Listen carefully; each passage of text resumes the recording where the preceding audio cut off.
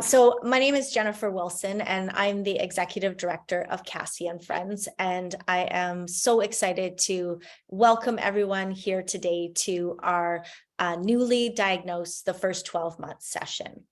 And when I first started at Cassie and Friends 10 years ago last month, I had the opportunity actually right soon after I started to listen to our founder, who's Cassie's dad, give a speech to a really large group. We were raising awareness of juvenile arthritis. It was part of one of our charity runs. And he was asked, what is it like to have a child with rheumatic disease? And while his speech was quite long, he summed it up in 3 words, and it was terrifying, disheartening, and inspiring. And here I am 10 years later, and having had the honor of speaking with and connecting with and supporting and walking with thousands of families across Canada, as well as all of the pediatric rheumatology teams. And I was just reflecting that the words have never really felt more true. Terrifying because, as many of you will be feeling, there are a lot of questions. There's a lot of unknowns. Many people, including perhaps yourselves and maybe your family members, have never heard of juvenile arthritis or JDM or CAPS or whichever childhood rheumatic disease you might be facing. Disheartening because childhood rheumatic diseases can be very unpredictable. There's some trial and error involved, bumps along the road, and a lot of learning to do, and inspiring. And I don't want to say too much about inspiring because I suspect by the end of today, that's going to come through really loud and clear. But in sort of my reflection, I was just thinking there has not been a day in my journey with Cassie and Friends that I have not been inspired by the families and especially the youth in this community. So I'm really hoping that you feel the same. So Brittany, next slide, please. I just want to quickly thank our sponsors. Nicola Wealth Management, AbbVie, Amgen, and Sobi have been really critical in providing this educational series right from March 2022 at the start of COVID. They provided support for us to take our in-person family days and bring education online through a monthly webinar series. Brittany, if you go to the next slide, the result of these educational sessions have been an amazing, comprehensive virtual education library. But before I go into that, I just want to talk a little bit about who is joining us today. So I know people are active in the chat, and I really do encourage you, besides information, I think one of the best parts of these webinars are the opportunity to really just know that you're not alone. And you can see all the red dots on this map, but there's an amazing group of families right across Canada, as well as internationally, that are here tonight who are in the same spot as you, newly diagnosed, lots of questions, maybe a little disheartened, and we're really here for each other. So please do take a chance to introduce yourselves. You never know that there might be someone right in your own town coming in today as well. Next slide. So I talked a little about the virtual education library, and wherever you are on your stage of diagnosis and learning, and wherever your juvenile arthritis or rheumatic disease journey takes you, Cassie and Friends has the most incredible virtual education library that is on the internet. And before Cassie and Friends existed, there was a lot of Googling, and I'm sure you've done your own fair share. But as you can see here, whether it be medications that you might be introduced to, learning more about nutrition, uveitis, transition if you have a teen, to giving injections at home. We really do have a very comprehensive library that I encourage everyone to take a look at. Next slide. And this is just another look here under the classroom resource on our website at cassieandfriends.ca. You can see that there is a long list, and I'll just highlight actually the school toolkit because it has template letters that you can use to communicate with your teachers, symptom management plans for school, and so many more resources, including a JIA or rheumatic disease fun video that's really great for some of the younger classes. Next slide, please. We also have an online parent support network. So this support network is hosted on Facebook because it is a private, secure group. We actually now have over 600 members. These are only Canadian parents that have been screened for entry. So very safe, very secure, and an amazing wealth of information. Of course, we always say that, your number one source of information should be your pediatric rheumatology team. But when you have everyday questions or concerns, this is a community, it says it on the screen, that really just gets it. And it's an incredibly active group with so many great tips. Some people like to post, and some people use that little search icon, because anything you type in there, you're going to find some amazing wealth of experiences. So I encourage you to join, and you can find that on our website as well. Next slide. We just had a couple upcoming events that we wanted to let everyone know about before we get started. Today, our March is actually Juvenile Arthritis Awareness Month. We have been doing lots of work over social media and our newsletter to spread awareness and to share with others people's stories, family stories. You're going to hear 2 incredible stories today. And I really encourage everyone to get involved and to share in your own way, whether that's through social media, if that's where you are, or even just talking to another person, educating a teacher, etc. Awareness is really half the battle, and that's one of the things that is definitely going to help get more resources to this community as well. Future Leaders is a program for older teens and sort of early young adults. And this is an exceptional program where youth can apply with an idea for supporting the pediatric rheumatic disease community. And they not only get to meet other youth with rheumatic disease and start really forming an important peer support network, but they also get some really excellent sort of career building skills, project management, etc., as well as an honorarium. So a really amazing opportunity for youth to get involved. Team Cassie and Friends really is our national movement. We have 11 run walks across Canada. It's an amazing place to meet other families, as well as really for our whole community to focus on the importance of ability and physical activity as an important part of rheumatic disease management. And these are just, I use the word inspiring in the start, but the most inspiring events. We just finished a run in Hamilton, Ontario. And next up in May, we have runs in Halifax, Calgary, and Ottawa as well. So I really encourage you to go to cassieandfriends.ca/run. Of course, we run, we walk, there's kids in strollers, and it's just a really amazing event to meet others. And then our next virtual education session is all about transition.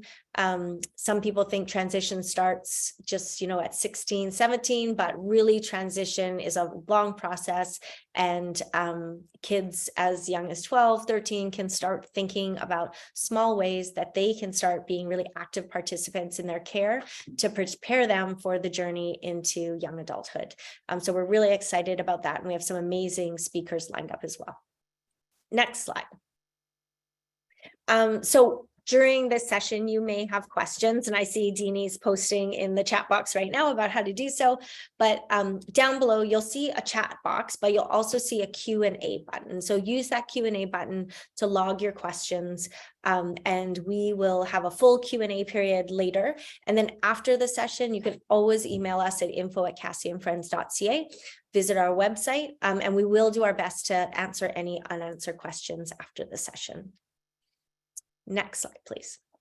Okay, so with that, we get started, and I'm so excited. We have 3 amazing speakers to join us here today to share all about the first 12 months, their experiences, as well as Dr. Nadia Luca, who will be our expert speaker today.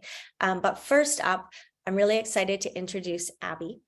Abby is a parent speaker, and over the past 12 months, Abby and her daughter Rosalie have experienced some major change. In 2022, at age 6, Rosalie was diagnosed with juvenile idiopathic arthritis.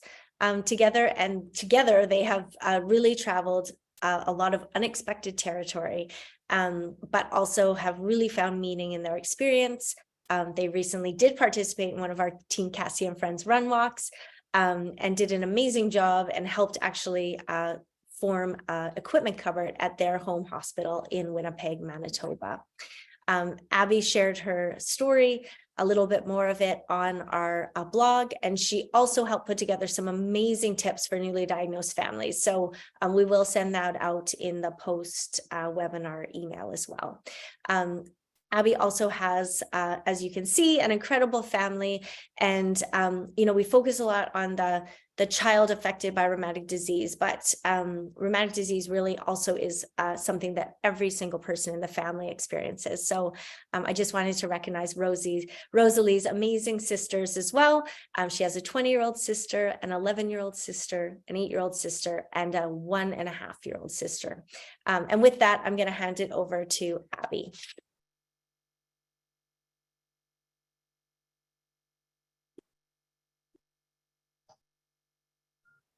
Hi there. So thank you, Jennifer. As she said, my name is Abby. This is Rosalie. Rosalie was diagnosed with polyarticular idiopathic arthritis at the age of 6.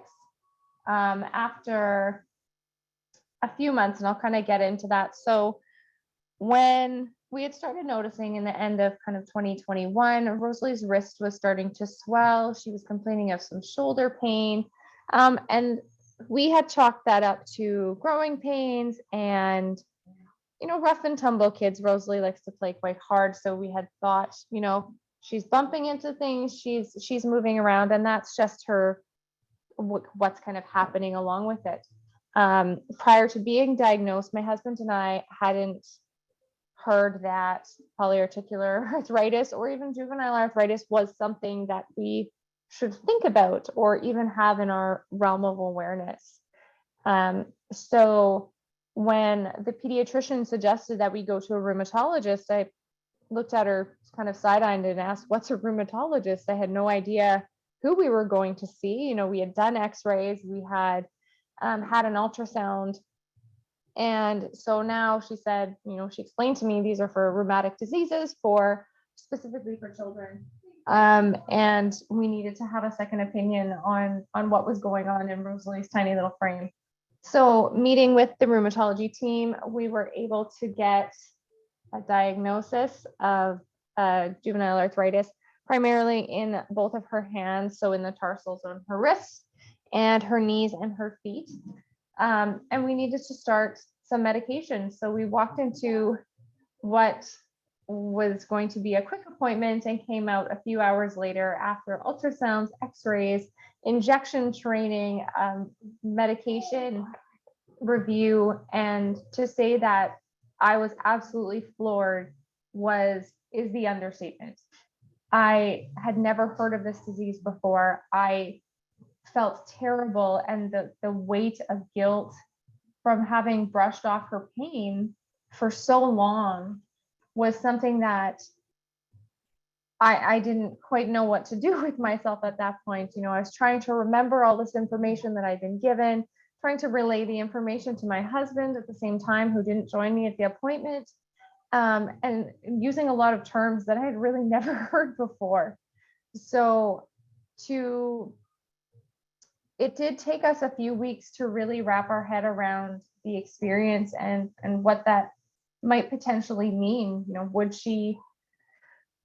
Is she going to keep walking? What happens with children with arthritis? Where do we even start to turn? How do we talk to her teachers and gym teachers and grandparents about what's going on? And all this in the midst of a global pandemic that now she was going to be severely immunocompromised. And I touched on the guilt a little bit when we started reaching out to teachers and grandparents. Everybody that really was in Rosalie's world had the same thought. We didn't know. It's not like she sat and cried in pain. She'd mentioned like my shoulders hurt and my wrist really hurts, and she wouldn't hold things the same way she did before. So we had all brushed it off, and that guilt felt so heavy, and I wasn't sure how to move past that, beyond just kind of putting it down and saying, okay, this isn't helpful to me anymore, and we're gonna learn from there.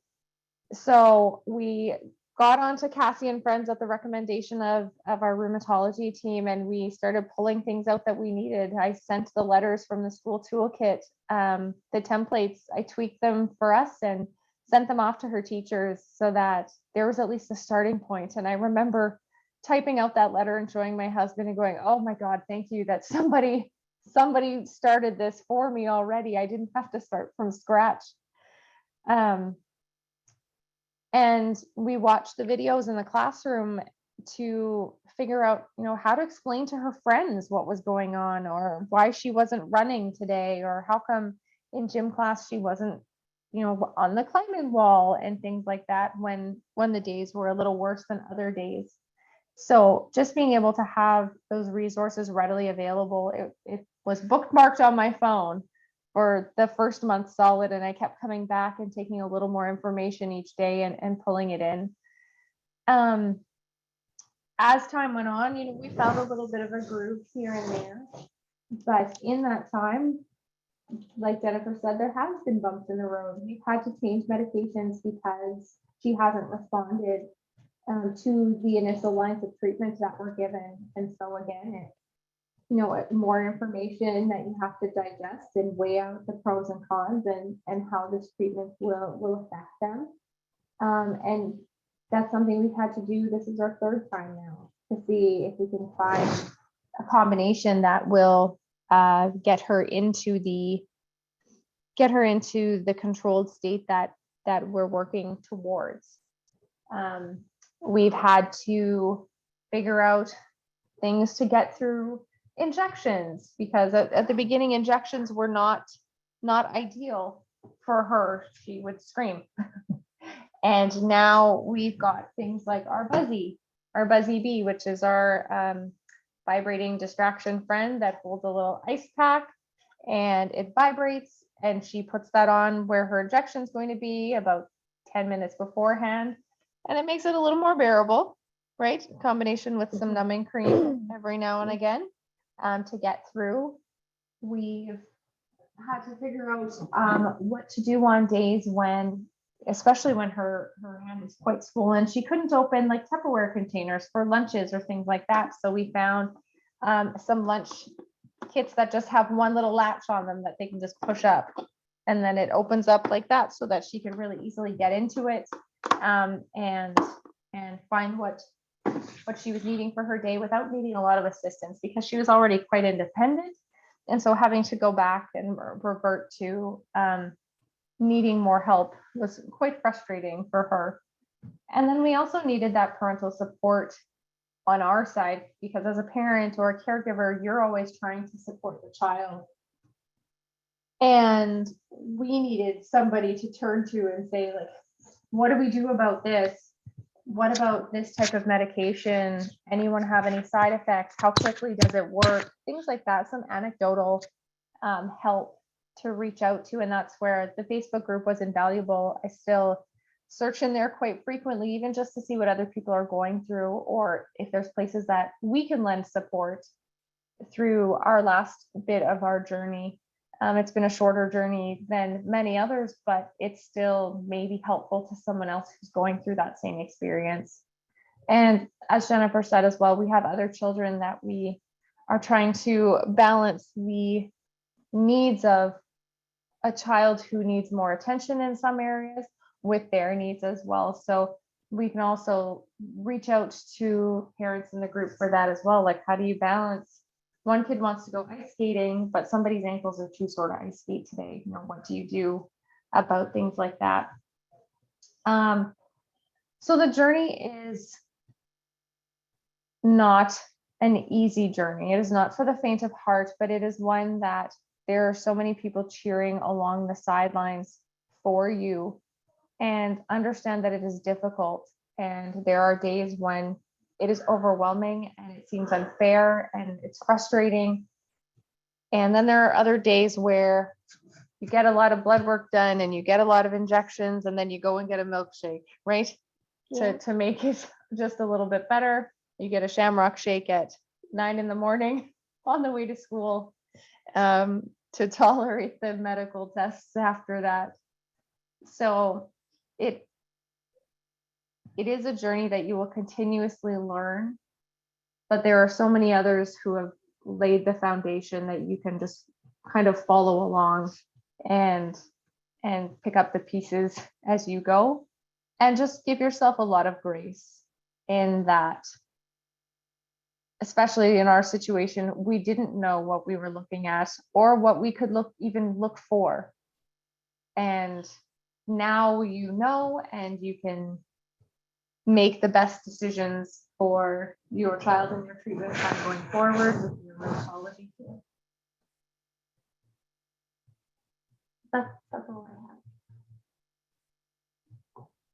Amazing. Well, thank you so much for sharing your experience. And I'm so glad Rosalie could join you today. Those shamrock shakes sound pretty amazing. Are they only available though around St. Patrick's Day? What's your second favorite flavor? I didn't really know that there were other flavors of shamrock shake. Uh-oh, I let the cat out of the bag. I did not know that there were different flavors. Well, thank you so much for being here today. And Abby and maybe Rosalie too will be back at our Q&A. So thank you for sharing your experience. And I'm now going to introduce Dr. Nadia Luca. Dr. Nadia Luca is a pediatric rheumatologist at the Children's Hospital of Eastern Ontario, but she's actually quite new there and recently made the move from Alberta Children's Hospital. Dr. Luca has been an incredible member of the Cassie and Friends community, which is just a testament to what amazing clinician and pediatric rheumatologist she is, and just how much she cares for her patients. And if you look in the chat box, you'll see she's got some admiring fans from Alberta Children's Hospital, eager to watch her present tonight. We've also partnered with Dr. Luca. She's a member of our medical advisory committee. So all the information that you find on our website, and especially through the communications that we've put out during the COVID pandemic about all the information families need. She's been instrumental in that. We've also been really, really honored to partner with Dr. Luca on some really important advocacy around access to medications. And she is just an incredible mentor and really, really passionate about this community. She also serves as the vice chair of the Pediatrics Executive Committee for the Canadian Rheumatology Association, and is just a really great friend. So with that, I am really excited to introduce Dr. Nadia Luca.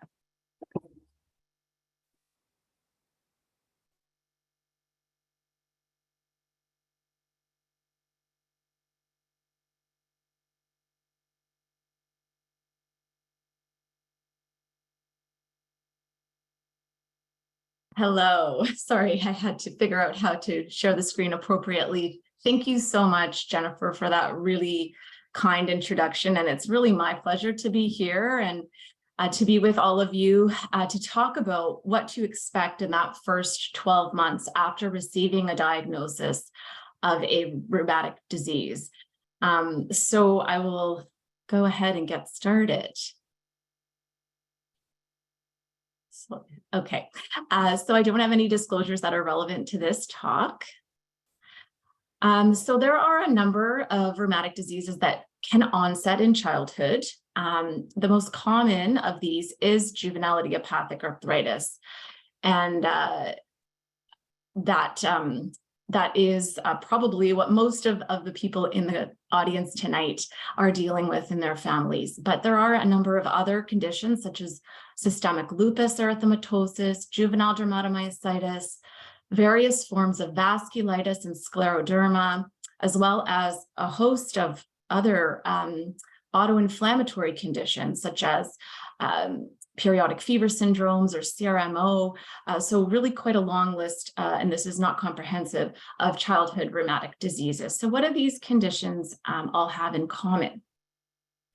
First and foremost, they are characterized by an overactive immune system. So there's an arm of the immune system or component of the immune system that is overactive, and that is what's leading to inflammation of various body systems, such as the joints, muscles, skin, eyes, and internal organs in some situations. And the other thing that they have in common is that at this point, we currently don't have a cure for these conditions, and thus we refer to them as chronic diseases or lifelong conditions that we say really never completely go away. Although, as I'll talk about, we really do hope to put the disease into remission for extended periods of time. Sorry, I don't know why my slides seem to advance on their own. Okay, so how can we be sure? Yes, okay.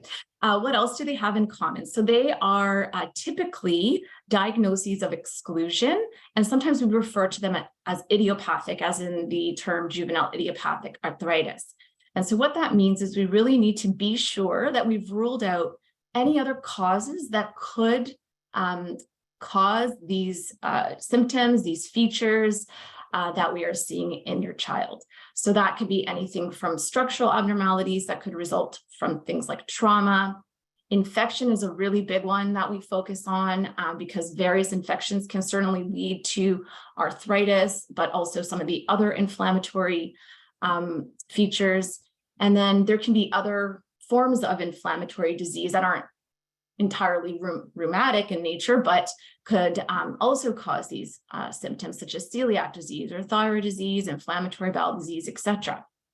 So we're always kind of hunting for these other conditions to make sure that we're not missing them. And then in rare instances, we also have to screen for things like cancers or malignancy, as there can be overlapping features for the rheumatic diseases as well. Okay, so I've provided a little framework here for what we'll cover over that first 12 months after diagnosis, but really that first milestone is confirming the diagnosis. And it is likely, in my experience, that patients and families have actually seen several physicians or other healthcare providers before arriving to rheumatology. And you know, we spend a lot of time and effort to make sure that we are confident in the diagnosis. So how do we do that? We spend a lot of our time and effort primarily on a detailed history and physical examination, because we can tell a lot from that, and it really does help guide our diagnosis. But more often than not, we do require blood tests, and the reason for that is both to rule out some of those other things that I mentioned, and also to find supportive evidence for the condition that we're suspicious of. Some instances may also require imaging studies, like Abby mentioned, x-rays, ultrasounds, both to rule out other things, but also to confirm that there is in fact inflammation or abnormalities that we are seeing clinically.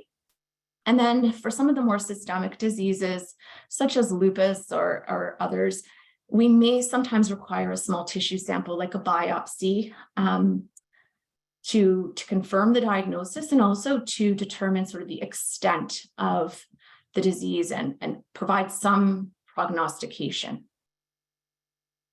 I did want to spend one moment just to focus in on the definition of arthritis, because this is one of the commonest features that we see.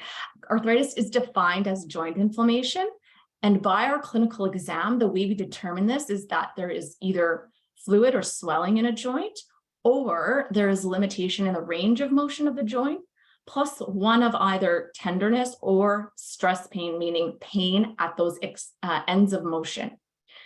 And so that is how we define arthritis. For a diagnosis of JIA, the arthritis must be present for 6 weeks or longer, and that was chosen to help differentiate it from other more transient conditions, such as a post-infectious arthritis, for example. And so we can, on our clinical exam, have a very good idea if there is arthritis. It doesn't tell us what the cause is, but that does certainly help guide the diagnosis. The other point when it comes to JIA that I wanted to highlight is that JIA is sort of an umbrella term. It is actually quite heterogeneous, and there are 7 different subtypes of JIA that we refer to. And I'm not going to go through each of these because that's obviously quite detailed. However, I will point out that the systemic onset form of JIA, as it's called now, is quite different than the other forms. And we now have learned that it is actually biologically different and a different part of the immune system that's overactive. And thus it is also treated quite differently than the other forms. The other thing that will come up is the association of joint inflammation and eye inflammation that we call uveitis. Uveitis refers to inflammation in typically the front of the eye. And the important piece here is that in a majority of patients with JIA who develop uveitis, there are no symptoms. And you've probably heard this from your rheumatology team. And so we really do rely heavily on frequent screening, regular eye exams, to learn if there is uveitis in these patients. And the sort of long history of research in this area has demonstrated that there are patients who tend to be at higher risk to develop uveitis. And this would depend on their JIA subtype, for example, their age of less than 7 at diagnosis, having the diagnosis made less than 4 years ago is at higher risk because typically uveitis will occur kind of towards the early years of the diagnosis. And then there is a blood test called an ANA marker. And if that is positive, then that is also a higher risk factor. So for those patients, we recommend more frequent screening for those initial years. Okay, so once we've confirmed the diagnosis, you are officially our patient, and we bring you in to see the clinic and meet the team. And we really try our very best to provide excellent care. And we know that this is only possible through a multidisciplinary approach. And so your team may differ according to your center and the need of your child specifically. But certainly the expertise of all of these allied healthcare providers is really critical. And we're here for you to address all of your needs. And typically we can make those referrals as needed. So some of the things that your team can help you with are some of the things that we often will talk about in the clinic. If you need any sort of documentation, if you need assistance with navigating medication coverage, guiding, physical activity and participation in sports, these are all questions that we are happy to address and answer.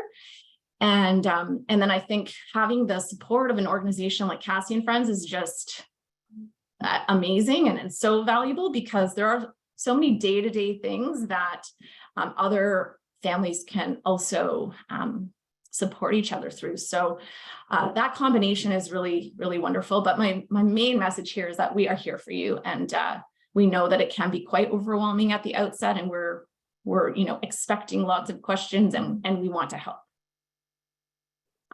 So what are some of the sort of structured things that our team is good at organizing and making sure that gets done? So I already talked about the screening eye examinations for JIA, but also are important in cases of some of the other conditions that we see, reviewing immunization records and counseling around all of that is critically important.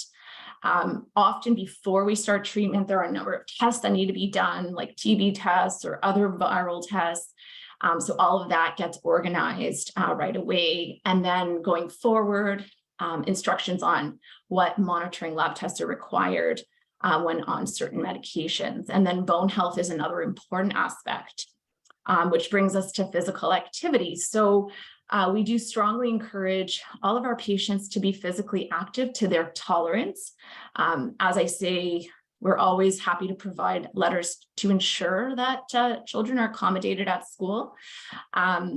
There are very few instances where we would put specific limitations as far as physical activity goes, but that might be instances where we're worried about arthritis in the neck joints or severe arthritis in the hip joints, as an example. We often get questions around diet, and I know that in the Cassie and Friends library, you can see that there's a whole webinar on diet, so I won't go into it too much, but what we will often discuss is there is some evidence for some benefit through the Mediterranean diet approach, meaning a diet that's low in refined sugars, and high in non-red meat proteins and fish, for example, legumes, wide variety of vegetables.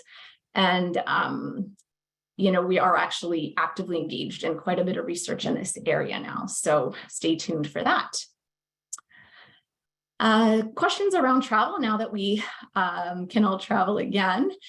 We definitely would support you through preparing to travel, as long as your child is in a stable health state and doing relatively well. And we're always happy to provide letters, about medications that you might have to take on board and things like that.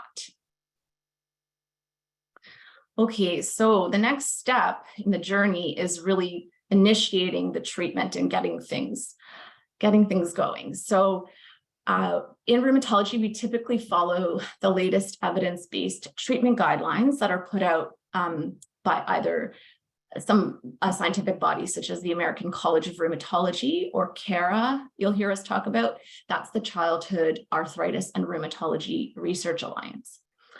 The specifics of the treatment obviously are tailored to each patient and depend on the disease and the specific features of that. However, the overarching treatment approach, and actually many of the medications, are quite similar for the rheumatic diseases. And so as far as that sort of initial step in therapy, for arthritis, we will often offer non-steroidal anti-inflammatory drugs, or NSAIDs. They're very good at helping symptoms such as pain, swelling, stiffness. And so we often like to get those going to at least help with symptom control. You may be offered corticosteroid joint injections for joints that are amenable to that, particularly large joints and joints that might have fixed flexion to them.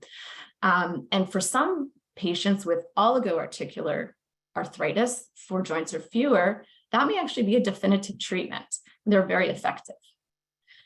In some instances, intravenous or oral systemic steroids will be offered as an induction treatment.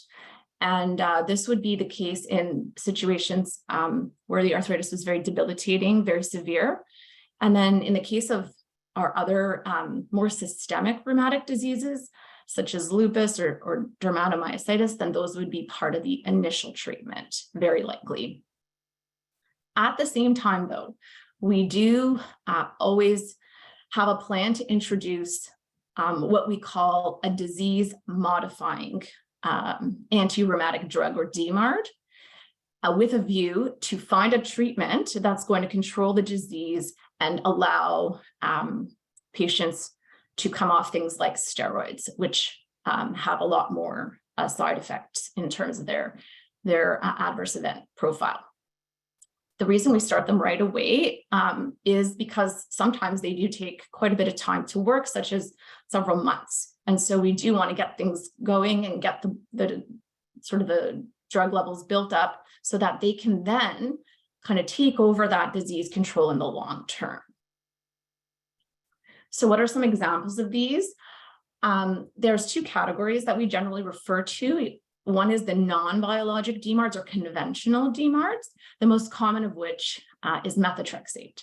And that one we use very, very frequently for juvenile arthritis, as well as uveitis and JDM, lupus, and scleroderma. There are also a number of other non-biologic DMARDs. For example, sulfasalazine may be a preferred choice in some subtypes of JIA, hydroxychloroquine, azathioprine, and MMF or Cellcept are often used in lupus, and MMF is often used in scleroderma as well. There are also specific instances where we may have an early introduction of a biologic DMARD. And I'm going to talk a little bit more about biologics in a moment, but just to give you an idea of when we would maybe introduce that early on, would be if there's spine or sacroiliac joint arthritis. In systemic JIA, as I alluded to, it's a different physiology. And so the traditional DMARDs or non-biologic DMARDs are just not effective. And so we do introduce biologics very early on, typically an anti-IL-1 or anti-IL-6. And then anti-IL-6 is also effective for vasculitis, and anti-CD20 biologic is also often used upfront in vasculitis. Okay, so we've started the initial therapy, and then at some time point, we need to determine if it's working and if we need to make any changes. And so that reassessment, the timing of that will vary depending on the condition and how ill the child is, and then how quickly we're actually expecting the medication to start working. So at that juncture, we determine if there's been no or little response or partial response or a full response or anywhere in between. We also are doing a full kind of reassessment to make sure that there's no new disease features. And a big part of it is also assessing the tolerance of the medication. So what does that look like for JIA? As an example, we're looking at things like number of active joints, number of restricted joints, the physical function, inflammation markers in the blood, and then something called a global assessment score. So a general assessment of how the patient's doing from both the patient and parent's point of view and the physician's point of view. And then, of course, whether there's been any eye involvement. Those would all weigh in on our decision-making. Sorry. And so what would the treatment modification look like? So there may be some tweaks or little changes, such as route of administration of the medication, a change in the dose or frequency of the medication, or a change in the medication altogether. In some cases, we will keep the current treatment, but then we will add. And so what would that be? Potentially adding a joint injection, adding another non-biologic DMARD, or at this instance, the most common thing is that we would move on and add a biologic DMARD to the mix. And so these medications, I've listed the most common ones here. There are many classes and they all work a little bit differently. What they all have in common is that they are all originated in some sort of live tissue, and that's why they're called biologics. The most common one that we do use for JIA is anti-TNF alpha or tumor necrosis factor alpha antibodies. And so there are a number of those available, and we often will discuss what we have access to. It varies by province and what the patient's preferences are.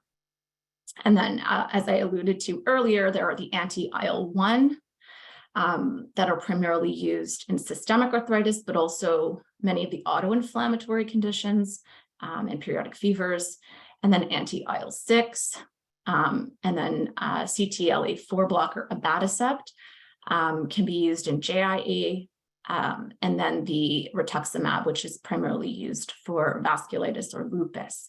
But these are all medications that we would discuss in detail with you.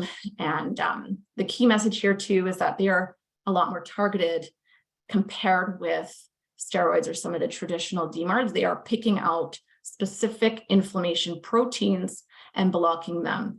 And so they're really based on a lot of basic science evidence that has told us which of these proteins are important in the condition that we're treating.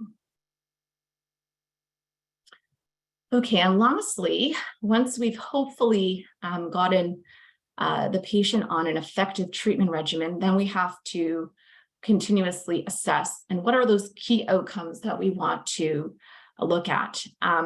In our rheumatic diseases, the key outcomes tend to be what we call composite measures. Because there's so many potentially different systems and different symptoms, we take into account many different things, not just one single outcome. And we put them all together and we try to give a score, I guess. And in a lot of cases, we try to score what % improvement has there been.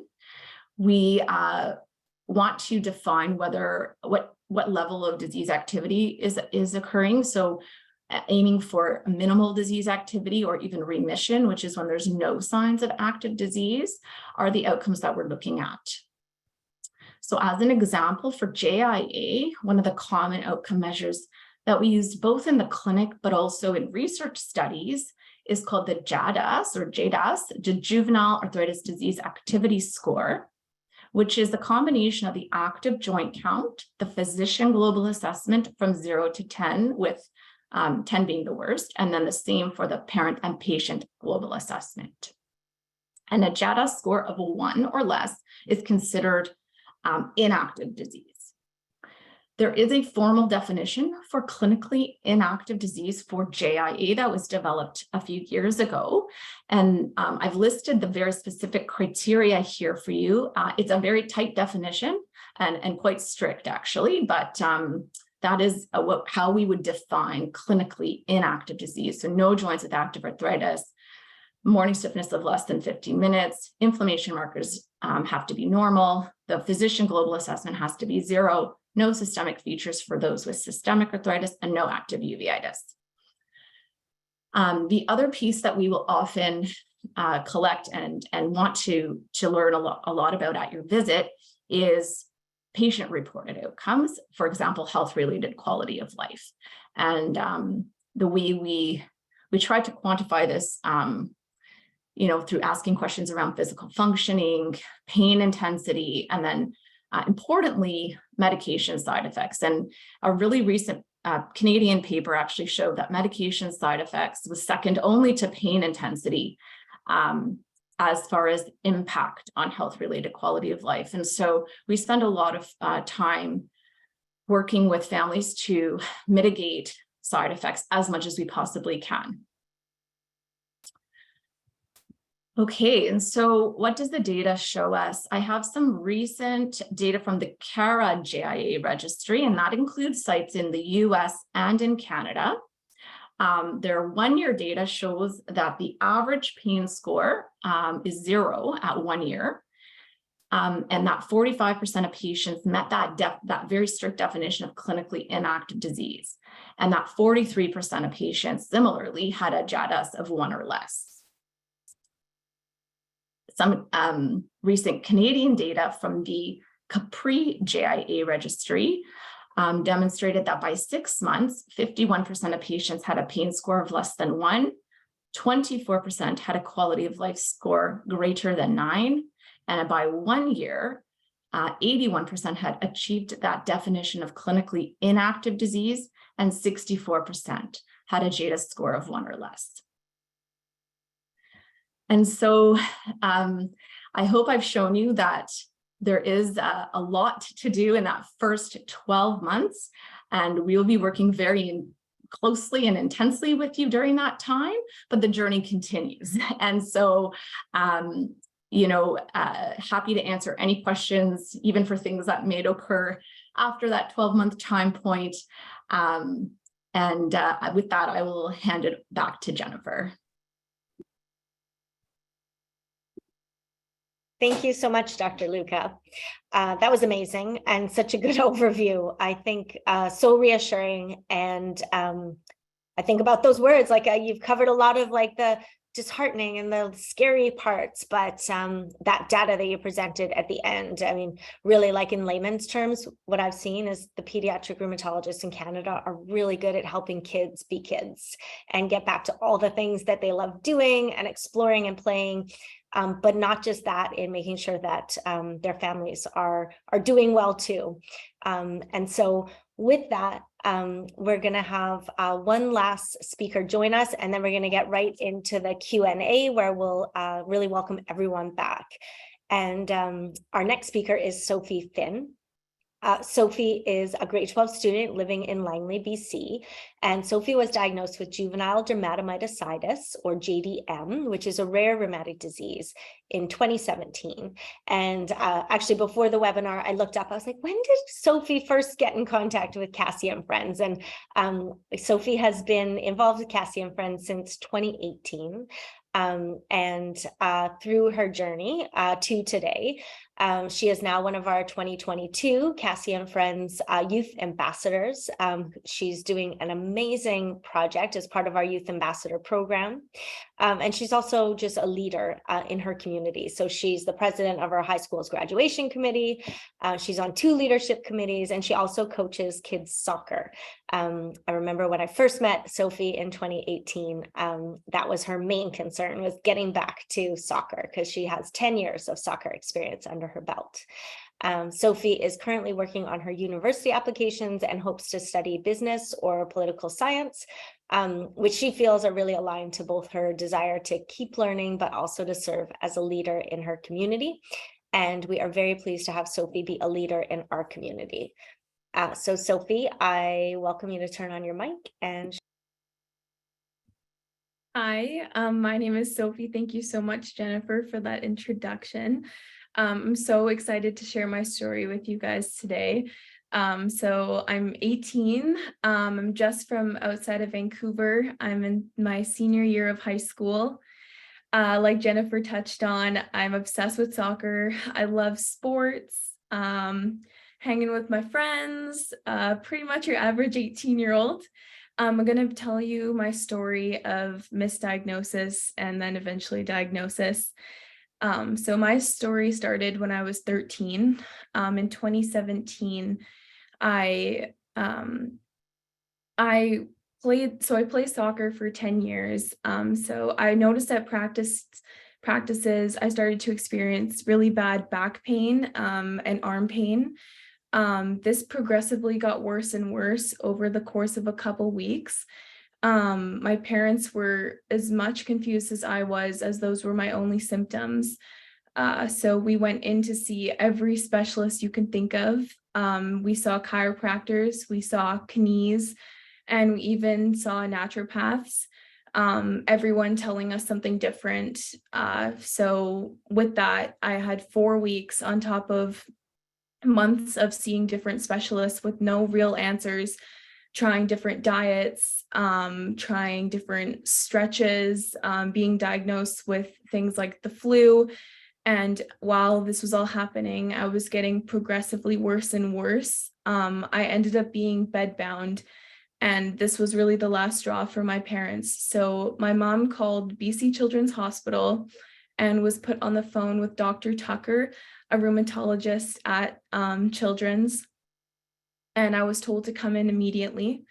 So when I entered the hospital, I ended up staying for a month in the ICU. This was a really scary experience, as at this time, we really did not know what was going on. I underwent a ton of tests, and the month I was there was really challenging. It really put a strain on my family and my own mental health. I was obviously pulled out of school at this time, and I wasn't playing soccer, the thing I was so obsessed with. And it was really, really difficult. But with that, we did, I know Dr. Luca touched on it. We did a muscle biopsy, and the pathology report came back from Toronto Sick Kids.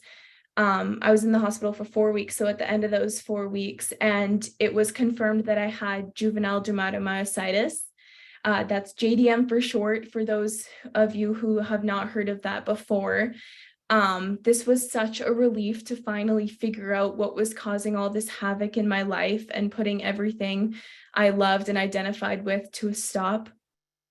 So I was discharged, and I was ready to get back into everything that was in my normal life. I mean, any 13, 14-year-old just wants to be like a normal teenager. So I was really happy. I started on 60 milligrams of prednisone and weekly methotrexate injections. I didn't know at the time, but this would put a whole change in my journey. For me, I found medication was the most difficult part for me. While I was experiencing some relief from my side effects of JDM, there were side effects to the medications I was on. This included weight gain, moon face. It was difficult to sleep at times, And I mean, I had the worst fear of needles before undergoing this life-changing diagnosis. So the methotrate injections were definitely taking a toll on my week. So it was really difficult being on that high level of medication, but I got through it with the support of my parents. And I ended up going into remission about, I want to say, a year and a half later.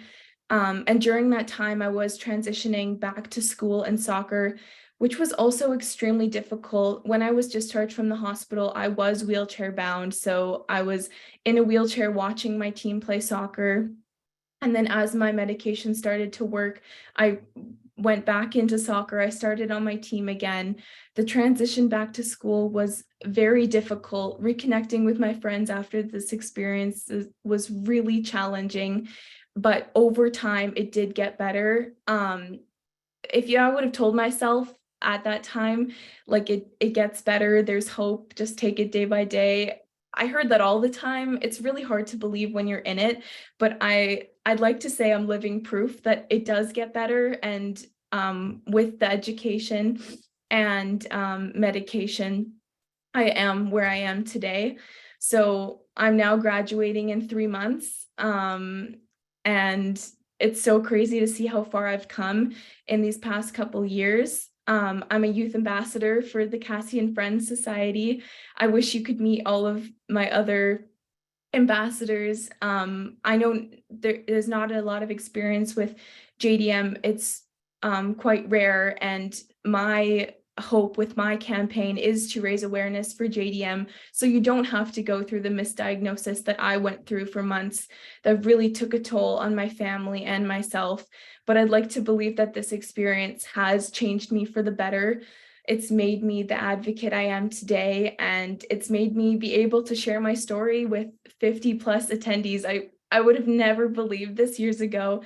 So I'm so grateful to Cassie and Friends, and I'm so proud of myself. And I really hope that this story was somewhat inspirational for some of you guys, because I know I would have loved to hear it myself. So yeah, thank you. That's all I really have.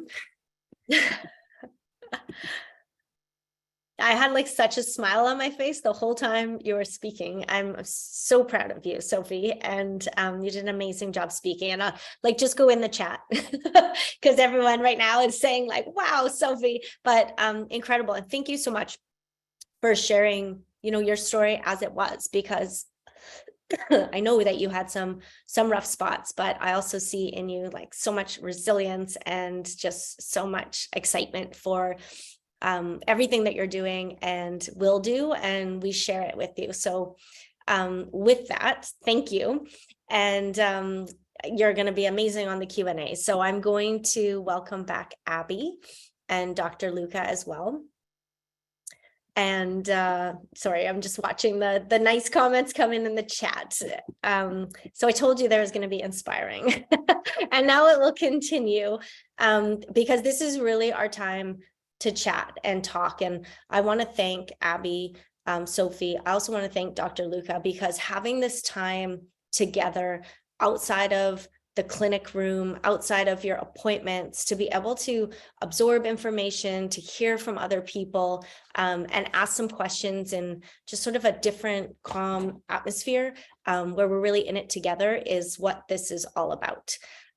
So with that, I'm going to get started on the questions. We have a lot of questions to get through, and I encourage you, if you have questions, do put them in the Q&A, because we will try and get through as many as we can, but we'll also be sure to follow up after the session.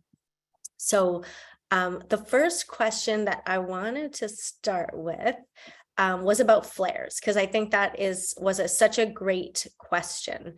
And I'm just trying to find it here in the question box, because as I said, we have lots. I'm not finding it right away, but the question really was about this thing that we hear called flares, and trying to wrap your head around what everything means, and hearing this word flare or flare up and like wondering, what is that? How long do they last? And are we like talking about days or months? And I think I'll start with yourself, Dr. Luca, and then maybe go to Abby afterwards. Sure, thanks. Yeah, so flare-up essentially means sort of a reactivation, presentation of some of the symptoms that were previously had when the disease was active. And so I think there are lots of sort of different types of flares. I certainly have had patients who, maybe in the context of a little viral illness or stress and that sort of thing, their disease might have more symptoms for a short period of time. But then it sort of settles out. However, there can be definitely more persistent, prolonged episodes of increased activity in the disease, and that would be a more sustained flare that we would need to potentially change our treatment plan for. That could occur both on medication, but it can also occur once you've come off medication. Amazing. And Abby, in your experience as a parent and with Rosalie, have you experienced flares? Yes. So we actually were just coming out of what we called a flare. So we had a time where Rosalie's swelling, particularly in her hand, had gone down quite substantially. And then as we noticed it ramping up, that's when I got in touch with our rheumatology team. And so that's something just on the parent side of things to be aware of. Swelling that's coming back, complaints about joints that weren't being complained about again. So she was, my arm hurts, my hand hurts, or, I'd see her in the morning sitting on her bed doing this with her wrist because that's where it mainly gets her. So I have a note actually that I keep in my phone using my notes app, just so that I can write down dates and times and different symptoms that she records, because that's often a lot of information your rheumatology team will ask you for. So if you have that readily available, like November 22nd morning, complaint of stiffness in her knee, right knee, left knee. So you can be specific with them, and instead of trying to remember it all, because there's too much. So just create a note in your phone. It makes it so much easier. Right, than trying to remember everything. What about you, Sophie? What is your experience with flares? Yeah, so with JDM, it's not super common to flare. I don't believe it's as common as the other rheumatic diseases. I've never experienced a flare, but it's definitely something I've been asked to keep on the lookout for. So that's just monitoring my symptoms, talking to my parents when I feel whatnot. But that's kind of all I have on that. Yeah, amazing. Thank you. We also wanted to, there were some questions about how do you respond to people saying, like, won't they just grow out of it? Or is this serious? And Dr. Luca, maybe you could address that first. Yeah, sure. I think that in the past, many, many years ago, there was a theory that possibly juvenile idiopathic arthritis, or JIA, was something that a child could grow out of over time. And as we've learned a lot more about the disease, I would say in the vast majority of cases, this is unlikely to be true. And there may still be some cases, particularly in that oligoarticular presentation, so 4 joints or fewer, where they may have that initial presentation and then it doesn't come back. But as I sort of said, we never say it's like you're cured or it's gone. So I think that thinking is now sort of in the past. And as far as explaining it, I know that is a challenge. A lot of people say that it feels like an invisible condition to the general public, right? Or to friends and teachers. They may not even appreciate that there's anything abnormal. And so that's where being really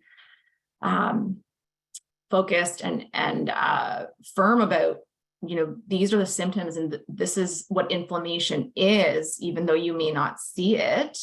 And we're always, like I said, really happy to provide documentation to that effect and make it very clear that there are going to be days where kids are not feeling well and aren't able to fully participate, and that should be accommodated.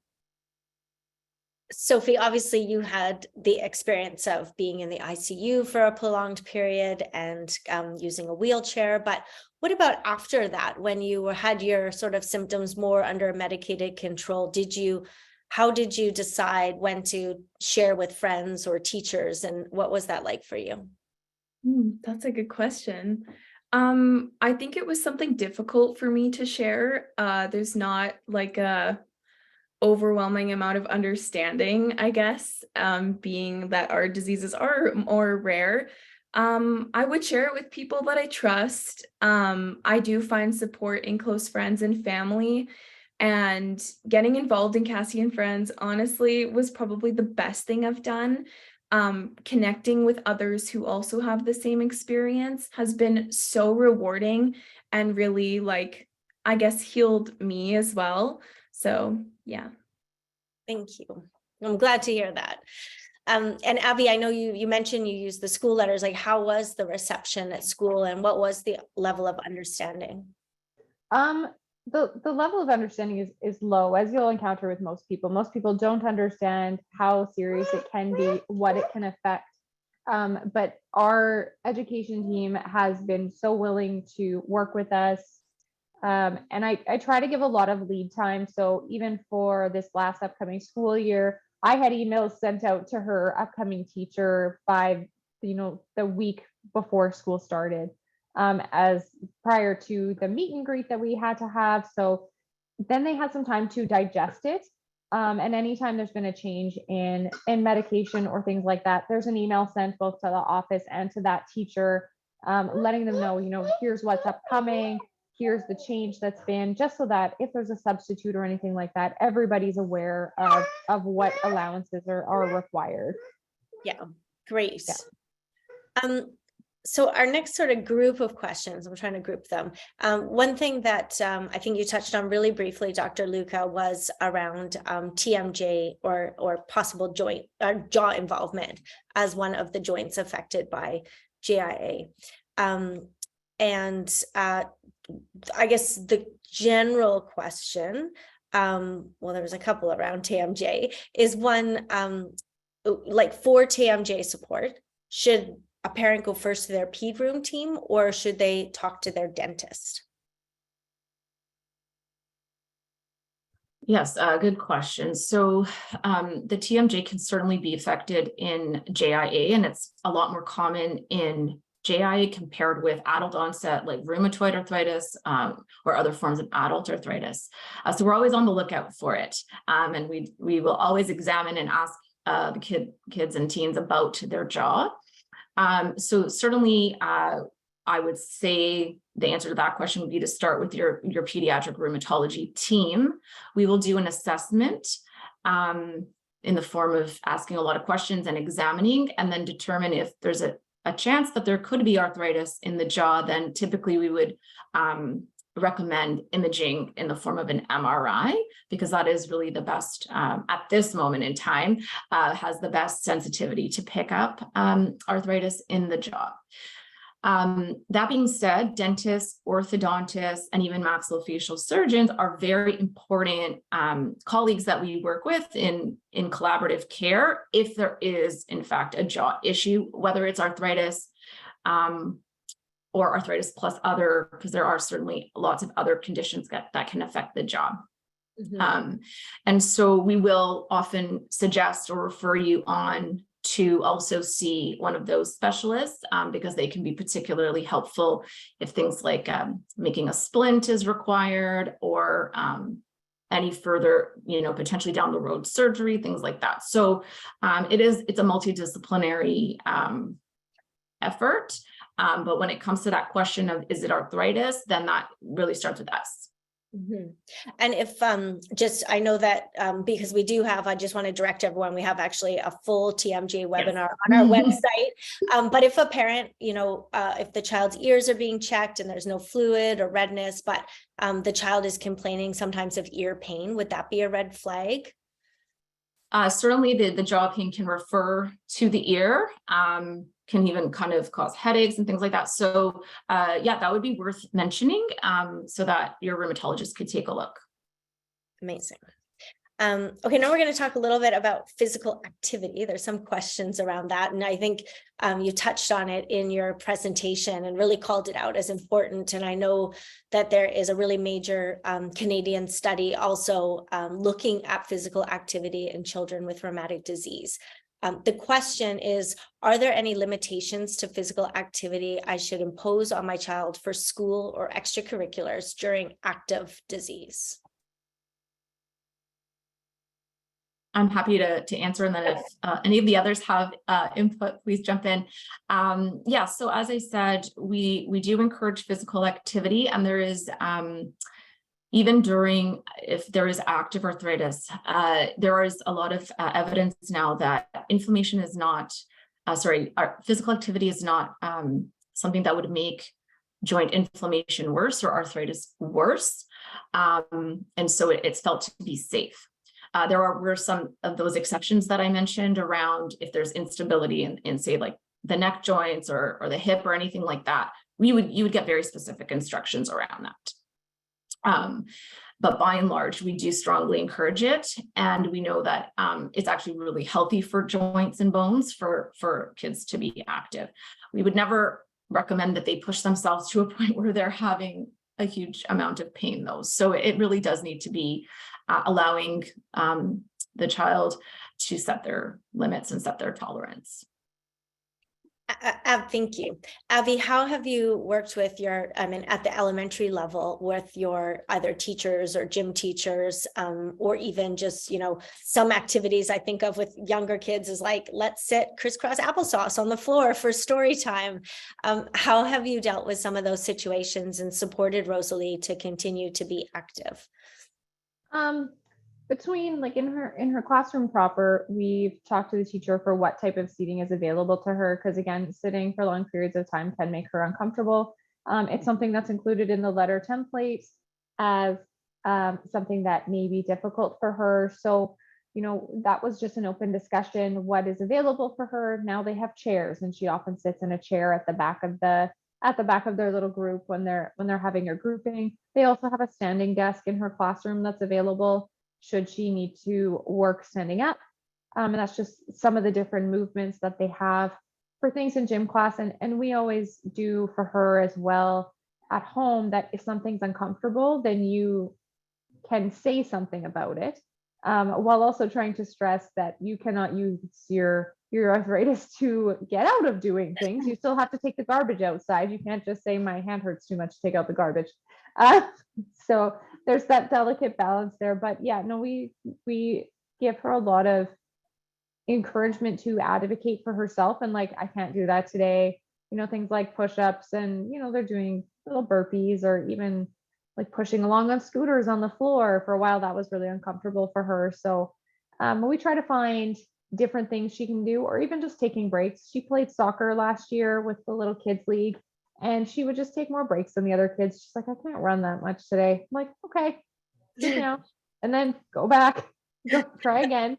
So it's a lot of encouragement too. Sometimes they can be hesitant to continue if they've had pain doing an activity before. And we have to remind her that might have just been that day. That doesn't mean that you have to rule this activity out entirely. Some of them, yes, some of them are not a good idea. We're not going to practice handstands anytime soon, but there's no active flares in her legs right now. So knowing where the pain is located can help as well. Yeah, it sounds like just that process of helping her to understand or recognize or think about her own pain and yeah, to take control in that way at an appropriate age level. Yeah, especially with her age. Yeah.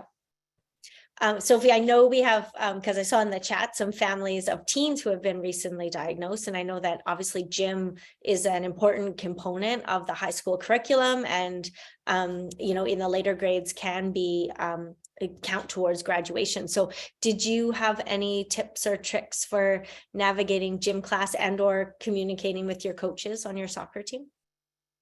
Yeah, so I always found it really helpful when my mom would contact coaches prior to a season, or even teachers before I had a school year, just letting them know, kind of like Abby said, what some of my limitations may be. But over time, like as I got older and I entered like grade 10, like I'm becoming quite more independent, and I really learned to be an advocate for myself. That's really something I believe comes with a little bit of time and experience, and it's not something easy. It's not something that, you know, teens should be having to like really learn. But I have learned over time to become a big advocate for myself and expressing when I need to stop something or something's too difficult. And yeah, I found my advocate skills and reaching out to coaches and stuff before really helpful. So great. Thank you. Okay, we have a lot of questions about medications and injections, like no question. That is one of the biggest areas and questions. So we're going to get to those, but I'm going to move into a section I like to call difficult to answer questions. And we're going to Dr. Luca. So how long do kids stay on medications for?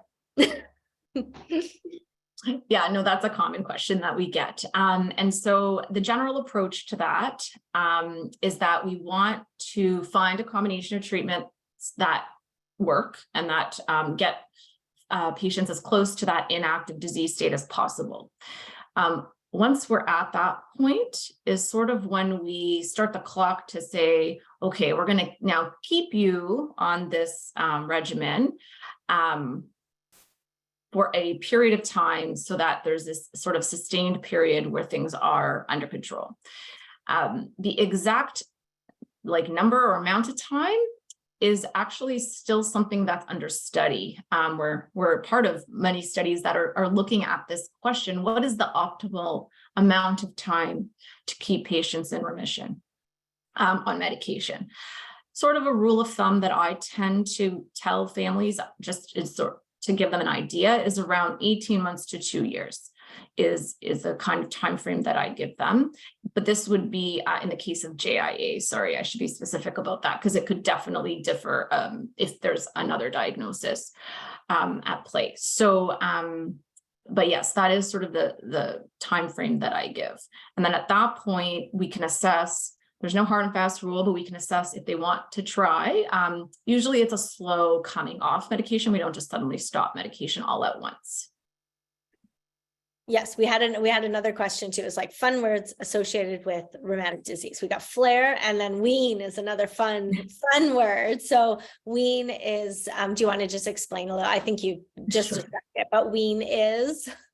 Yes, exactly. So wean really means it's that slow discontinuation process. And it can either occur by weaning or decreasing the dose gradually over time, or also decreasing the frequency in some of the cases of our biologics of that over time. So instead of getting it every week, you move to every 2 weeks for a period of time.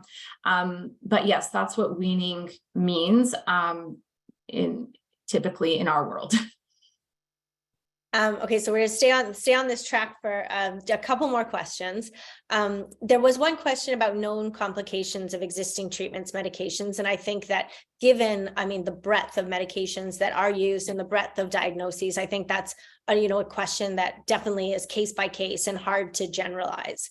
But a follow-up question to it was just around any like long-term data on biologics started in young children or the safety of the medications.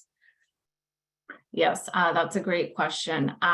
So some of the non-biologic DMARDs have been around for a really long time. The biologics have been available to us a little bit more recently, but we do have a fair amount of long-term data. So as far as the non-biologic DMARDs, such as methotrexate, for example, there have been studies looking at long-term use in children. It's felt to be quite safe. The thing we tend to worry about, that we will always counsel families, is around liver toxicity, that very small potential for that, and that we monitor their blood work for that over time. But even when they used to do, like at one point way back, they used to do liver biopsies in kids because they were so worried about it, and they actually never really found a problem. And so, yes, we certainly want to monitor for it, and we would all certainly act on it if we found any uptick in the liver test. But by and large, it seems to be quite safe from that perspective. From the biologics perspective, we do have some longer term data on the anti-TNFs primarily, because those were the ones that were first introduced in pediatrics. And at this point, there's no real specific safety signals, that would apply to the majority of users. There certainly sort of case reports of certain little things that could occur. The big question that had come up when they were first introduced was a question around, could they cause an increased risk for cancer? And I don't know if that's maybe what the question was trying to get at. Since that time, there has actually been a lot of study on this question. Obviously, we would be very concerned about that. And they've looked at JIA patients specifically, rheumatology patients specifically, and they actually found that having uncontrolled inflammation is a risk factor, slight risk factor for developing cancer in the longer term, and more of a risk factor. It's actually lessened when you're on a biologic treatment. So overall, we feel that it's actually very safe and protective to be on a biologic. I also want to point out that really of all of our treatments have evolved, the one that we worry the most about is prednisone, because it actually has the most side effects. And so we work really hard to try to get patients on lower doses or off prednisone altogether. I see your head nodding, Sophie.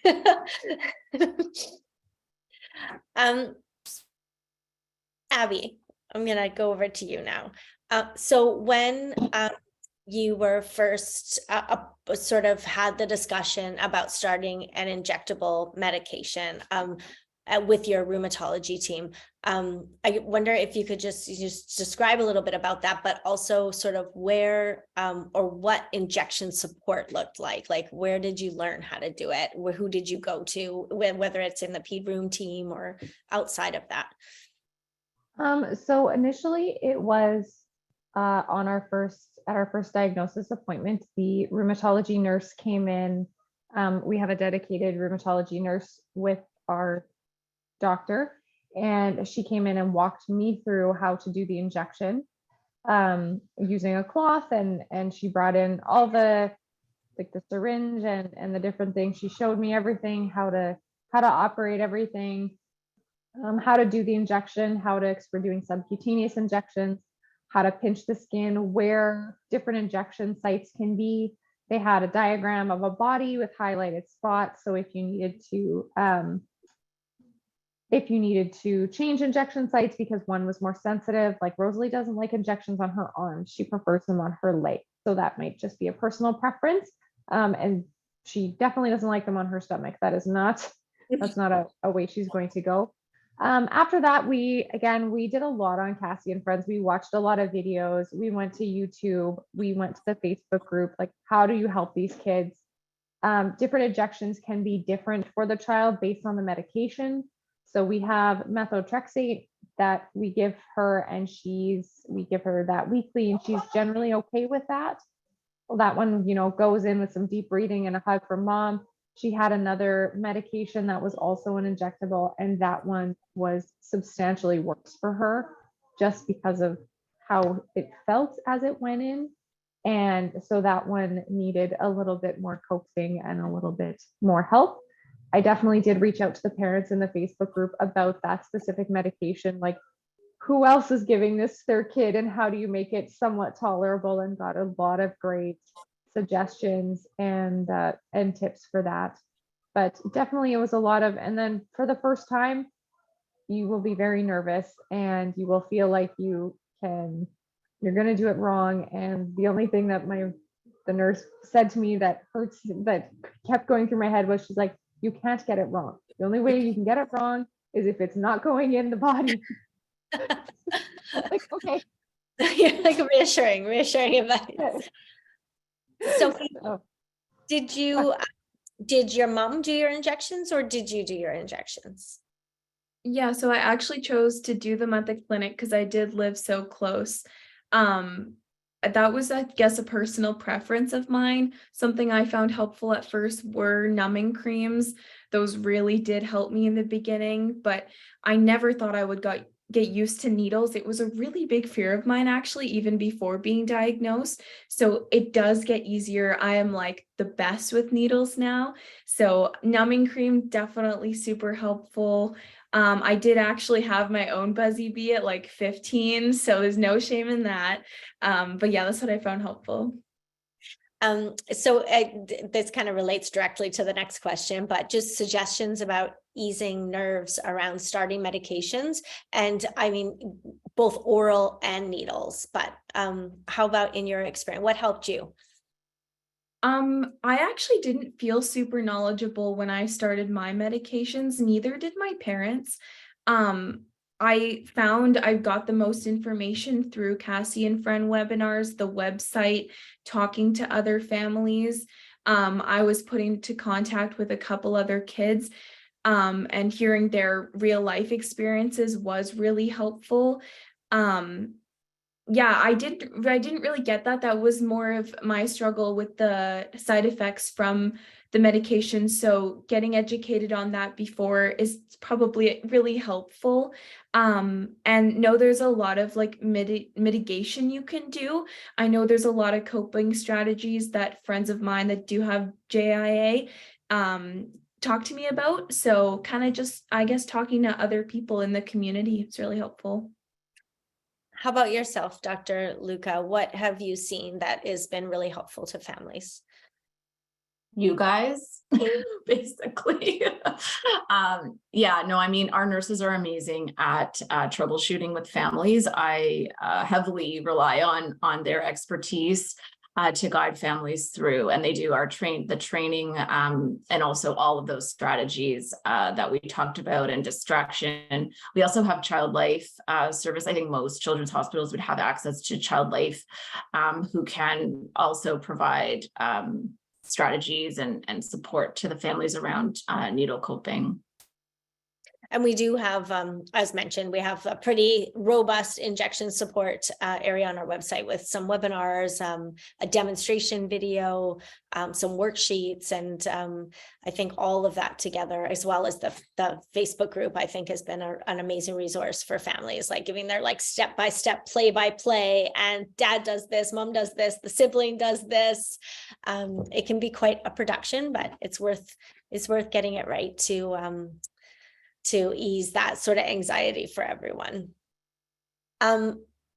We had a question more specifically about methotrexate. So this question was about that someone's daughter is going to be starting methotrexate this week. The question was, her blood work and inflammation markers all came back normal. Would there be, or what would be the reason to start medication if her blood work is normal? Dr. Luca, I think. Yes, I'm happy to comment on that. I'm going to presume the diagnosis is JIA. Can't be sure, but that's what it possibly sounds like. So that's a great question, and we get asked that as well. I would say that if it is JIA that we're dealing with, it's not uncommon for the inflammation markers and the blood work to almost look normal at times. We don't find a great correlation between that and then the disease manifestations. So if there is clinical evidence of arthritis, and based on the physical examination or other imaging studies, etc., that in and of itself would be a basis for starting methotrexate, sort of irrespective of what the blood work shows. Great. Okay, so we got a lot of questions. I was just looking to see if there was another methotrexate question here. I think, one question in the meantime is on immune suppressing drugs. What precautions do patients and parents need to take? Just thinking about that in general. And Dr. Luca, you can start with that one. Yes, for sure. So, we give general guidelines around it as far as all of the good stuff we should all be doing around hand washing and, trying not to be around people who are sick and that sort of thing. We also far as infections go, if there are symptoms of an infection, particularly a fever, we often will instruct families to get their child checked sort of sooner rather than waiting it out, just for that rare instance that there could be an infection that requires treatment. And so you will hear us recommend that. So just to be a little bit more vigilant around things that you might have let go previously, get them checked out sooner than later. That being said, I would say that a lot of our patients actually do really, really well from an immune standpoint and an infection standpoint. And the COVID pandemic was a really good example, test of this of this system, right? All of our patients, we were so worried at the outset of the pandemic that they would all have terrible infections and things like that, but that actually didn't happen at all. So, that was reassuring. Excellent. And they are starting these medications are scary. And I think we heard that from both Sophie and Abby, that they are scary. And I think that like advice and words of encouragement to reach out and connect with others who've done them and overcome those fears and who are doing well makes a big difference. Sophie and Abby, have either of you had any experience yet traveling with medication, whether internationally or by air travel? And no, not yet. So there was a question about that, and I will direct you right to Juvenile Arthritis Canada on the Facebook group, or email us at info@cassieandfriends.ca, because this is obviously, it comes up. People want a vacation. We have one of our previous youth ambassadors is on an exchange right now in Thailand. And these medications definitely do need some special handling for air travel. So definitely look there or get in touch and we can help you with that. Switching over to uveitis, we had a question, Dr. Luca. Can uveitis cause eventual uncomfort and permanent damage? So as far as maybe I'll talk about the permanent damage piece first. If there is chronic uveitis or long-standing uveitis that goes untreated, there can be kind of complications that would arise and damage that can occur to the structures of the eye. So that's really why we're very aggressive at treating uveitis, because we want to prevent all of those things from happening. And so, yes, the answer is yes to that. As far as the discomfort piece, I don't know if I can answer that straight without maybe more context, but there are forms of uveitis that are quite painful. And so some of our patients have that sort of symptom forward uveitis, which can be associated with a lot of eye pain and also very sensitive to light and things like that. So it is possible depending upon which part of the eye is affected. And again, we do have a uveitis webinar like to deep dive on any of these topics. Take a look at our Classroom Resource Center. Apart from medications, then maybe we'll go to Abby for this one. So apart from the medications, what are maybe some other things you've used to help? And the parent who asked the question listed like a TENS heat pad, sauna, hot tub, ankle supports, like potentially braces or splints, etc. We do use heat. I mean, especially in winter when she would get really sore, it's, get in the tub and see if that helps. Get in the hot bath, play around, that would kind of ease a little bit. In the summer, it was being in the pool a lot, having a pool in the yard, just to take some of the pressure off her joints for a little while, to take that weight up. Heating pads are great.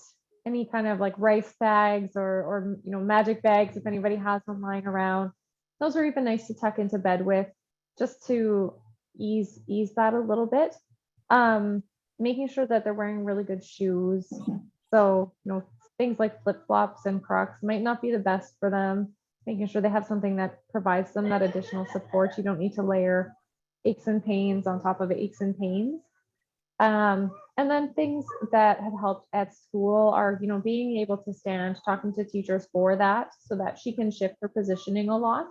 Pen grips, like if you have hands that are affected, it's really hard for them to sit and work with pencils and crayons all day. So she has some pen grips that she kind of can move between different utensils that she's using throughout the day. But mainly for her, it's being able to maintain and reminding her as well to get up and move and not just sit. If your kids are anything like mine, while they're on a screen, they're in some kind of pretzeled position.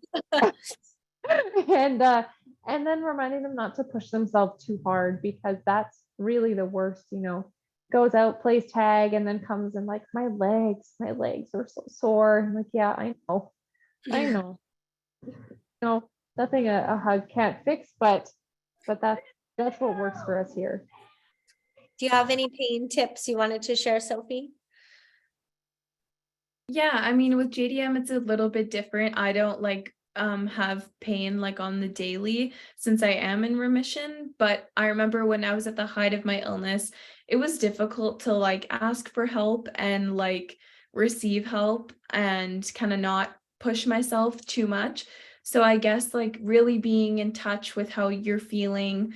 I even had a notebook at one point. Yeah, I guess it's like a mind-body connection kind of thing, and just listening to your body. Yeah, not pushing yourself too much. Great, thank you.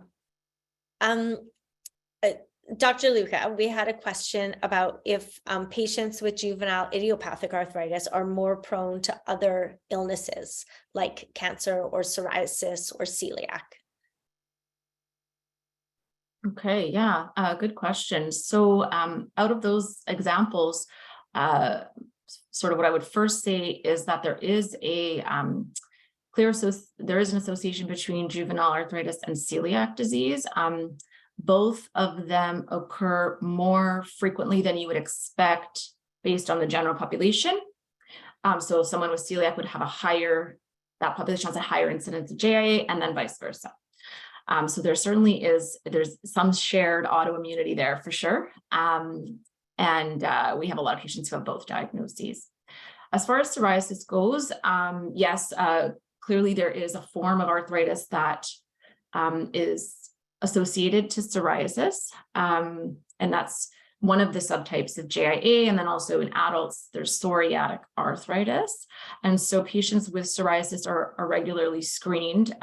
Certainly when I speak with my dermatology colleagues, are always on the lookout for any kind of joint manifestations. And they're very quick to refer if there's any concerns around that.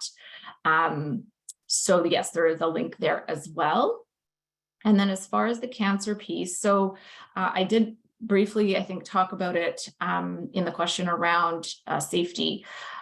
Anything that causes chronic inflammation, whether it's a rheumatic disease or other inflammatory condition, when you have that level of immune stimulation over a long period of time, that is what sort of leads to that slightly higher risk, because there's a chance that those cells that usually are doing a good job of like making sure that no one's misbehaving, they might not be working as well. And so that is what's thought to possibly have that slightly increased risk. Now, we hope that we're managing that, we're bringing that right down if we're able to control disease and not allow that inflammation to become longstanding. Great. We're going to actually just start wrapping up the questions. I just wanted to say we have a couple more questions that are in that kind of pain management, ask about massage, etc. And I just want to take an opportunity to say that if you do have access to a physiotherapist or occupational therapist as part of your pediatric rheumatology team, they are amazing resources. And if not, your pediatric rheumatology nurse, but in terms of minimizing pain, or Abby mentioned some great potential devices or tweaks that help your child have the least pain possible, and use whether it be devices or other aids to minimize pain. That's a great resource, and they're just amazing as far as I have seen in terms of working with kids to just get them to their highest functional ability possible. We had a question from a 13-year-old that's on the line who was recently diagnosed with lupus, as well as Sweets syndrome, which I'm not as familiar with. But I think the question, I think, is about how to advocate for themselves. So this particular question was about a time during a hospital stay where the speaker the question wasn't able to brush her own hair for 4 days, and it got really tangled in the back, and then disaster had to cut out some of the hair in the back. I think the point of this question really, and it's so important for whether it be a younger child or a teen, and maybe Sophie, I'll invite you to answer this question, is how, how do you learn to speak up for yourself in ways you might not have had to before? It's a really great question. And I know that a lot of teens actually relate to this with rheumatic disease, and I have been there myself. I think something that was difficult for me to understand, but important to understand, that it is a more of a unique experience, and that confiding in friends that don't know too much about it can be difficult, and it can feel like nobody understands and even a bit hopeless at times. That's something I felt a bit too. But engaging in a community like Cassie and Friends and being put into contact with kids like yourself, or that have been diagnosed with something similar to you or the same thing as you, having those conversations and kind of relating, it makes you feel something like so different. I don't know how to explain it, but I guess advocacy for me kind of comes from understanding your own experiences, and seeing that you're not alone and there are other people out there with this as well. And that although someone may not be educated about something that doesn't have anything to do with you, and even like your best as a teen or a kid, it's already amazing. I guess we're not the average teens, but yeah, I guess you're just amazing, whoever this person is, and I feel you. Such a great answer. Thank you. So for our last couple questions, first of all, I want to just acknowledge there are some questions we didn't get to. There was a great question about coverage for biologic medications, and we're going to do a little investigating because it varies very much province by province and individual by individual. So we will follow up with that question. One of the questions that a couple questions that I just wanted to get into at the end was really about the impact of mental health, rheumatic disease on mental health. And one of the people asked a question about their child really experiencing increased anxiety since diagnosis. And Dr. Luca, I wondered, from your medical clinical side, is that something you commonly see? Yes, we definitely do. And so we're aware of it. And actually, one of my colleagues at JIA, this is one of her areas of research, as far as how best to screen our patients for symptoms of mental illness, and then what to do with that information, like who best to refer them on to. We acknowledge that we see these patients maybe more regularly than any other healthcare provider. And so we will naturally be maybe the ones to identify these problems, and we hope that patients feel comfortable enough to talk to us about them. And so this is something that we are aware of. And we also know that untreated symptoms of anxiety or depression actually leads to worse medical outcomes from their disease, because they're less able, we find there's evidence to show that these patients are less able to manage their disease, take medications, follow up, all of the things that are required. It's a ton of work. So we're really invested in trying to address this issue. And there's a lot of research going on into this right now. Thank you. Okay, to wrap up, I think we're going to go around and I'm going to ask a question and then everyone can answer it, but I'll have to think of a little bit of a different one for Dr. Luca. But Abby, what do you wish you knew if you went back to day one receiving diagnosis? What do you know now that you wish you knew on that day? I wish I knew that while the disease, it may progress or change, that it doesn't mean that your child is going to be immediately in a wheelchair or immediately need mobility supports, or you may just come along. And I mean, that's when you hear it and you think of arthritis, you think of like gnarled and right, kind of hunched over and unable to move. And it's so heartbreaking for your child who was likely quite active before. And that's not, there can be cases where things progress quite quickly, but at the same time, there can be cases where things just kind of carry along. Like Rosalie is still playing and jumping on the trampoline and running around at school. And yeah, there's times she has to take more breaks, but 9 times out of 10, people don't notice that anything is different. They just see a kid who is playing. So it doesn't automatically mean that your child is going to be in a wheelchair next week. It just means that things shift a little bit and you will adjust and you will be okay. Thank you. And Sophie, today, what do you wish you knew, or what would you tell your 2017 self? I guess I would say there's a community of people that do understand what you're going through. And I know it may feel super unknown at times and scary, and it's scary for parents, it's scary for patients. Yeah, and I guess that there are people you can contact and be put into contact with that share similar experiences. And although it may feel like it may not get better, it does get better. It does. Thank you, Sophie. And finally, Dr. Luca, so if you went way back, you're doing your pediatric rheumatology fellowship at the Hospital for Sick Children. What do you know now, or what's different now than what you saw then? Oh my gosh, a lot. Obviously, there's just been so much advancement in the care for these patients, and new treatment options that are always becoming available, and it is really optimistic. So I'm so happy that trajectory has been the case. I also feel like I just learned so much every day from my patients and my families, and there's never like a dull moment, I would say. And so I'm just really grateful to be part of their care and their teams. So you guys are all amazing and wonderful. Thank you guys so much. This was incredible. And if your question wasn't answered, again, we will follow up.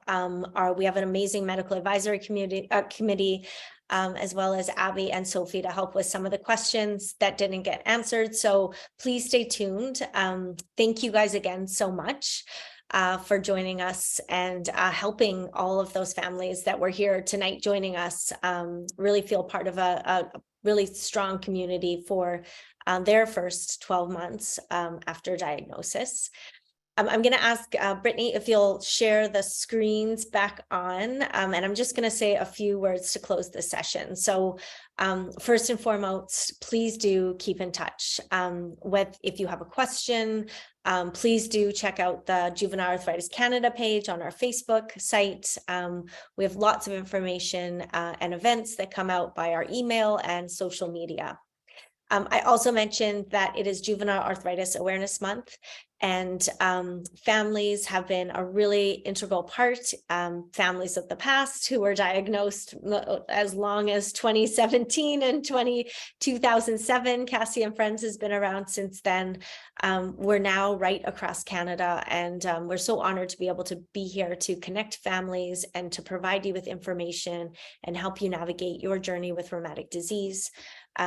For Juvenile Arthritis Awareness Month, we are raising funds for virtual education like this. We're also about to launch a brand new youth mentorship program that will provide a youth experienced and trained youth mentor for any child or teen who would like to connect with another child or teen or young adult who has rheumatic disease as well. And we also are making a new initiative to put a significant research funding, as well as form a national working group around youth mental health and pediatric rheumatology, to ensure that the kids not only run and play, but feel great and are able to have all the tools they need to manage whatever up and down of their rheumatic disease may come their way, along with the support of their family. So with that, thank you very much again. And please do watch for the post webinar survey link. We'd really love your feedback, any feedback that you might be able to provide, so that we can continue doing this better and bigger for more families to come. Thank you very much, everyone, and good night.